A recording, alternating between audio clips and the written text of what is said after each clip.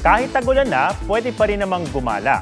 I-level up din ang staycation sa mga scenic spot outside Metro Manila na sulit para sa glamping experience.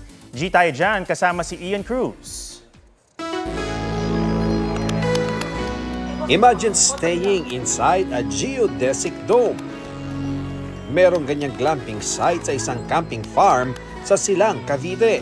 Kasya ang 8 tao. May outdoor pool at kumpleto sa gamit. Walang ingay from the city. So, very fresh lang yung hangin. Parang compromise siya between adventure and comfort. At kung fan ng samgyupsal, sakto ang kanilang lettuce farm. Sariwang lechugas.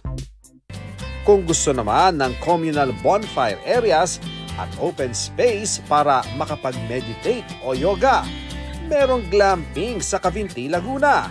Nakakalat sa paligid ng lawa ang mga rooms made from container units. Masarap lang makipagkwentuhan habang nagbo-bonfire kayo sa gabi, catching up, reconnecting.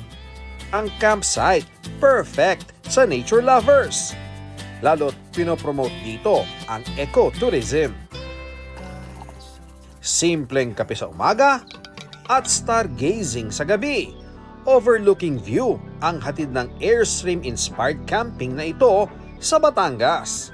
Dahil nasa tuktok, di pwedeng palampasin ang view mula sa infinity pool o sa duyan.